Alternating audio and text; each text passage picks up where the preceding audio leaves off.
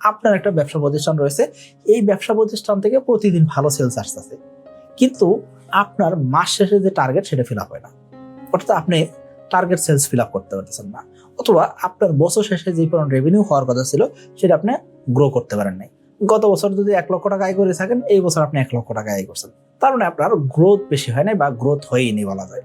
তো এই ক্ষেত্রে আপনি কিভাবে সেলস ইনক্রিজ করবেন, সেলস কিভাবে বাড়াইতে পারেন সেই সম্পর্কে আমরা জানার চেষ্টা করব। আমি আপনাকে একটা প্রো টিপস দিব, এই টিপসটা আপনি যদি ফলো করতে পারেন, ইনশাআল্লাহ আশা করা যায় আপনার ব্যবসাতে ভালো সেলস নিয়ে আসতে পারবেন এবং কি আপনি খুব ভালো সেলস জেনারেট করতে পারবেন। তো চলুন শুরু করা যাক। এখনো যারা চ্যানেলটিকে সাবস্ক্রাইব করেনি, সাবস্ক্রাইব করে দিবেন, বেল বাটন প্রেস করে দিবেন, তাদের নতুন নতুন যত ভিডিও আসে সব দেখতে পারেন।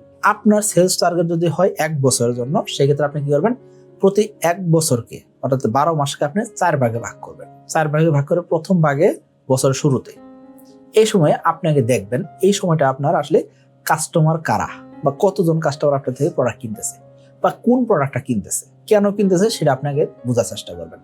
অর্থাৎ আপনার কাস্টমার যে প্রোডাক্ট কিনতেছে বা যে প্রোডাক্ট বেশি কিনতেছে সেটা কেন কিনতেছে সেটা আপনার জানার চেষ্টা করতে হবে এবং কতজন কাস্টমার আপনার থেকে প্রোডাক্ট কিনতেছে সেই ডাটাবেসটা আপনার কাছে রাখতে হবে। এখন আপনি বলবেন ভাই এই জিনিসটাকে আমি বছরের জানুয়ারি শুরুতে করব নাকি বছরের মাঝামাঝি থেকে শুরু করবো? খেয়াল করবেন আপনার ব্যবসা সিজন কখন শুরু হয় সেটা আপনার নিজস্বভাবে চিন্তা করতে হবে।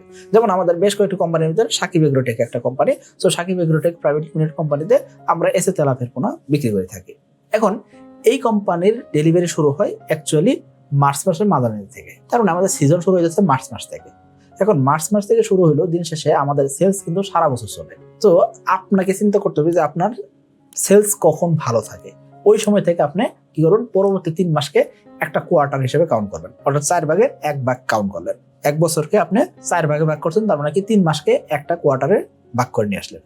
এই 3 মাসে আপনি দেখবেন কি আপনার কতজন কাস্টমার আসলো, কতজন কাস্টমার কি প্রোডাক্ট কিনলো, কত টাকার প্রোডাক্ট কিনলো, এমনকি এই কাস্টমার কেন প্রোডাক্টটা কিনলো সেটা আপনাকে খুঁজে বের করতে হবে। দ্বিতীয় ধাপে আপনাকে যে কাজটা করতে হবে সেটা কি, আপনার কাস্টমার কেন বাড়তেছে না। অর্থাৎ প্রথম 3 মাসে যদি 300 জন কাস্টমার আপনার থেকে প্রোডাক্ট কিনে থাকে, এই পরবর্তী 3 মাসে আপনার টার্গেট কি হবে, আপনাকে কম করে আরো 10% কাস্টমার বাড়তি নিয়ে আসার ব্যবস্থা রাখতে হবে। এই ক্ষেত্রে আপনি ডিসকাউন্ট দিতে পারেন, এই ক্ষেত্রে আপনি বিলবোর্ড টানাতে পারেন, এই ক্ষেত্রে আপনি মার্কেটিং করতে পারেন, এই ক্ষেত্রে আপনার দোকানের সামনে বড় করে সাইনবোর্ড টানাতে পারেন, বড় করে অফার দিতে পারেন, নানান কিছু করতে পারেন। দিন শেষে আপনার কাস্টমার বাড়াইতে হবে, সেটা কম করে 10%।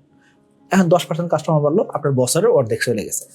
এখন করণীয় কি? এই ক্ষেত্রে আপনার এখন কাজ হলো, এই যে আপনি কাস্টমার তৈরি করছেন, এদের ভিতরে আপনি নেটওয়ার্কিং শুরু করেন, এদের মাঝখানে আপনি মার্কেটিং শুরু করেন।